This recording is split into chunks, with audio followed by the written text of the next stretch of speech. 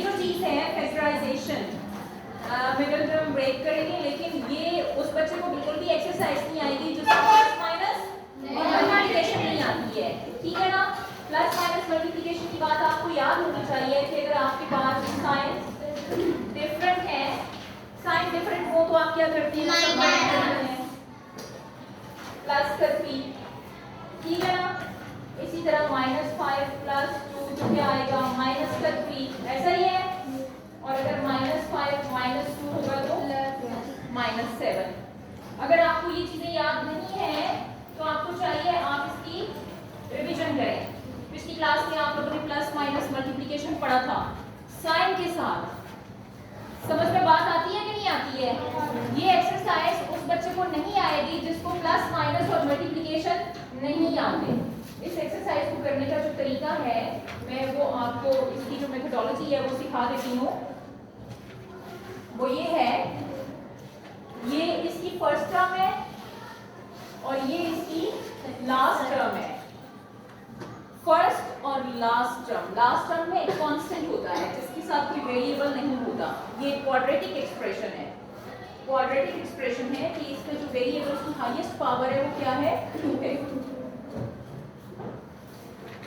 और जब आपके पास क्वाड्रेटिक एक्सप्रेशन होगा तो ये वाली फैक्टराइजेशन आप तब ही कर सकते हैं, ठीक है।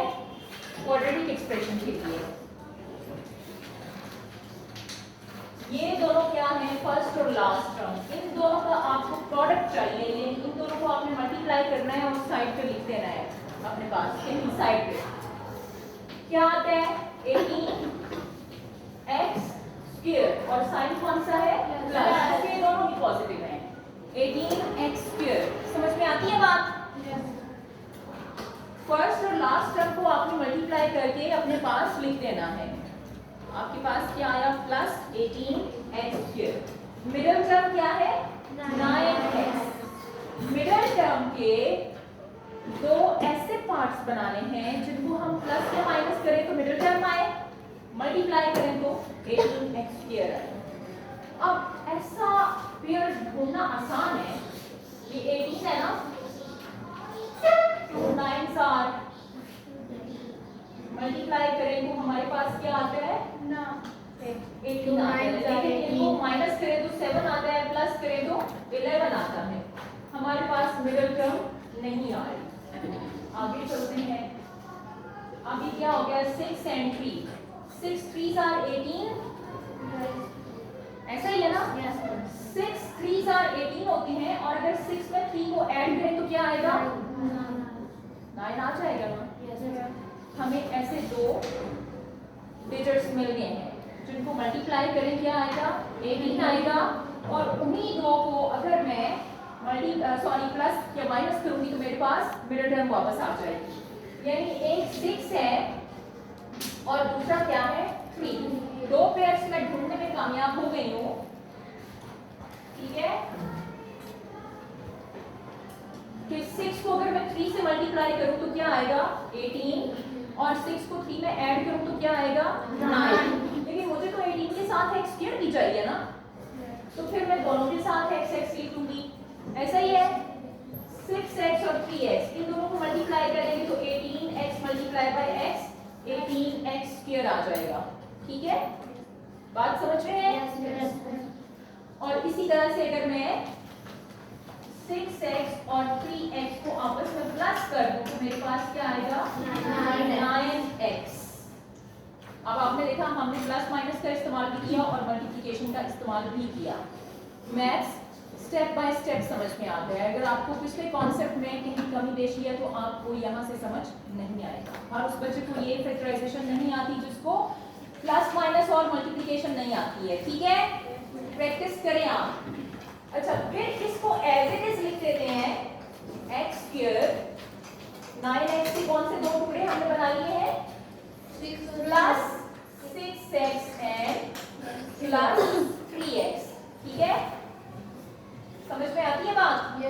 ये कहां से, इसकी जगह हमने लिख लिए 9x की जगह, और ये क्या है प्लस 18। ये एज इट इज हम नीचे ले आएंगे। समझ में आई बात। x² भी ऐसे ही ले आए हैं 9x के दो पेयर्स हमने बना लिए हैं जिनको हम प्लस या माइनस करें तो हमारे पास क्या आता है 9x आता है, और इन दो को अगर हम आपस में मल्टीप्लाई करें तो हमारे पास 18x स्क्वायर आता है। समझ आइए बात? जब आप यहाँ तक कर लेंगे फिर आपने क्या करना है, कॉमन लेना हमने पिछली एक्सरसाइज में सीखा था ना। आप हम 6.5 में जो आपने फैक्टराइजेशन सीखी थी अभी उसका इस्तेमाल करेंगे। इन दो में से कॉमन निकालेंगे, इन दो में से कॉमन निकालेंगे। मैंने आपसे कहा था ना रिवाइज करके आना है, 2 छुट्टियां हैं और उसको अच्छे तरीके से प्रैक्टिस करना है, बल्कि उस एक्सरसाइज का हर पार्ट मैंने अपने हाथ से किया है, इसीलिए कि इसका इस्तेमाल आगे होगा और अगर आपको नहीं आएगा तो आप सवाल नहीं कर सकेंगे। इन दोनों में क्या कॉमन है? और अंदर क्या बचेगा? तो पहले था एक x बाहर आ गया है। मुकद्दस नूर, ये कोई तरीका नहीं है पढ़ने का कि रिवाइज किए बिना आप आ जाएं। प्लस 6x था, एक x बाहर आ गया तो अंदर क्या बचा? 6। यहाँ से इन दोनों में क्या कॉमन है?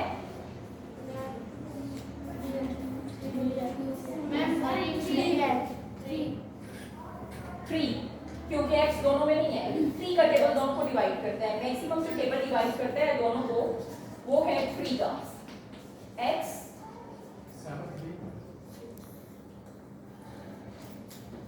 तो x प्लस 3 6 और 18।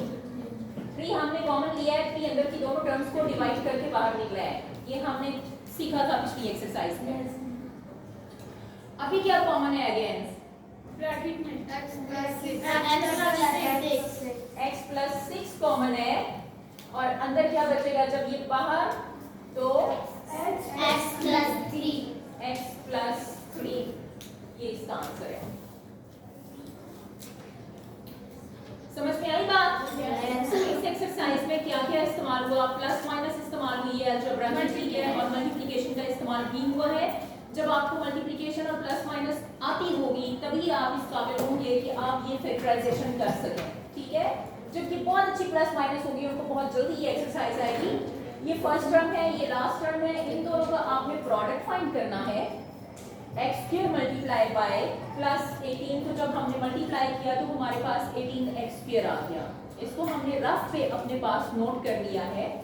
हमने 18x² के दो ऐसे पेयर्स बना लिए हैं जिनको हम प्लस करें तो हमारे पास 9x आए और उनको मल्टीप्लाई करें तो क्या आए?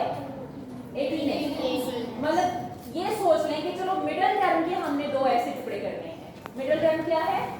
9x। 9x के हमें दो ऐसे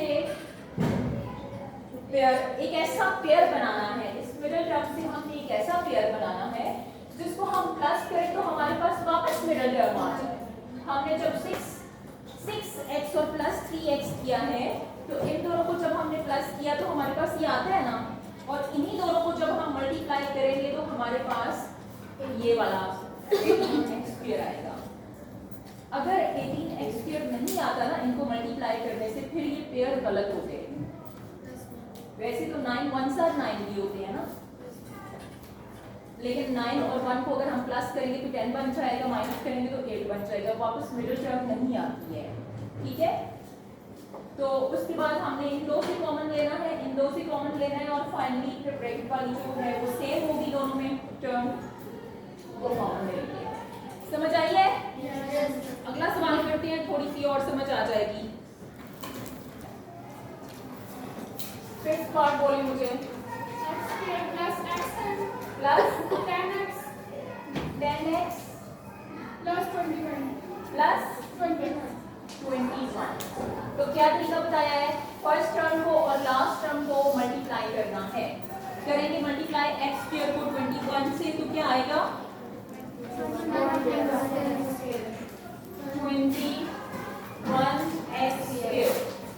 मिडिल टर्म के दो ऐसे टुकड़े करो जिसको प्लस करें तो वापस मिडिल टर्म नहीं आए, लेकिन उसको जब हम मल्टीप्लाई करें तो हमारे पास क्या आए? 21x² आए, ठीक है। तो बताइए 10x के ऐसे कौन से दो पार्ट्स होंगे 7 और 3, यानी अगर हम 7 और 3 को क्या करें, प्लस कर दें, प्लस करने के लिए दोनों के साथ साइन सेम होना चाहिए ना, तो क्या आएगा 10, लेकिन हमें x3 चाहिए तो x3 लगा लेंगे दोनों के साथ, तो हमारे पास आ जाएगा 10x, और अगर हम इन दोनों को मल्टीप्लाई करें इन दोनों को, तो हमारे पास वापस 21x पेयर भी आता है, तो ये सूटेबल पेयर है हमारा, कौन सा 7x और 3x। इसको ऐसे कैसे लिखेंगे, ठीक है, plus 7x plus 3x plus 21, यानी फर्स्ट और लास्ट टर्म ऐसे ही नीचे आ जाती है, ठीक है, ध्यान से देखें, फर्स्ट और लास्ट टर्म को हम ऐसे ही नीचे ले आते हैं, हमने किसका पेयर बनाया है, मिडिल टर्म का, एक ऐसा पेयर जिसको हम ऐड करें तो मिडिल टर्म नहीं आती है, यानी इससे ये मिडिल टर्म नहीं आती है इन दो से, लेकिन ये ऐसा पेयर है जिसको हम मल्टीप्लाई करें तो वो वाला प्रोडक्ट आता है जो फर्स्ट और लास्ट टर्म को मल्टीप्लाई करने से आया था, ठीक है, यहाँ तक समझ आई है। फिर तो आपको पता है जब 4 टर्म्स हो जाए तो हम दो दो करके कॉमन ले लेते हैं, क्योंकि सारी में से कोई चीज कॉमन निकल नहीं रही, इन दो से और इन दो से, तो इन दो में क्या कॉमन है, अंदर क्या बचेगा, x प्लस 7, और यहाँ पे प्लस क्या कॉमन है, कौन सा टेबल दोनों को डिवाइड करता है, 3 का, तो अंदर बचेगा x प्लस 7, और ऐसा बचना चाहिए, जो पहले आपके पास फैक्टर आया है x प्लस 7, आपके पास वैसा ही फैक्टर आना चाहिए। अभी फिर क्या कॉमन है, x प्लस 7 और फिर x प्लस 3, ये इसका आंसर है, समझ आया है। अभी इसी तरह का जो आपके पास पार्ट है वो है लास्ट, 5y, बोले जरा मुझे, ये पार्ट है 3y प्लस 5y प्लस 2, आप क्या करते हैं, फर्स्ट और फर्स्ट टर्म को और लास्ट टर्म को आप मल्टीप्लाई करेंगे, 3 2s are 6y square, middle term क्या है 5, इसको तो ऐसे ही नीचे ले आते हैं ना, इसको भी ले आते हैं, अब ये तो दरमियान वाली टर्म है, इसको हमने लिखा है पार्ट में, 5y के दो ऐसे टुकड़े बनाए जिनको हम प्लस करें तो हमारे पास क्या आए, 5y आए, लेकिन उन दोनों को हम मल्टीप्लाई करें तो क्या आए, 6y स्क्वायर,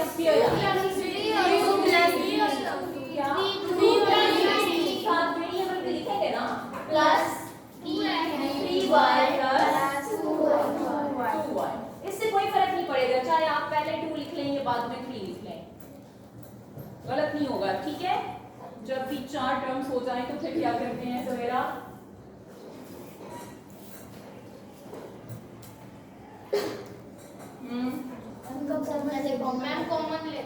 पहली 2 में से और आखिरी 2 में से कॉमन लेते हैं, जब 4 होंगे तो हम पहले 2 अलग करते हैं, इन 2 में से और इन 2 में से कॉमन लेते हैं, तो इसमें क्या कॉमन है, 3y कॉमन है, 3y स्क्वायर में से जाएगा तो पीछे क्या बचेगा, y प्लस 3y पूरा ही बाहर आ गया 1, तो यहाँ से क्या कॉमन है, 2, अंदर क्या बचेगा, ऐसा नहीं बचेगा, बचना चाहिए y प्लस 1, अभी क्या कॉमन है, y प्लस 1, और बचेगा क्या फिर 3y प्लस 2, समझ में आई है बात, पूछे किसी को कुछ समझ नहीं आई तो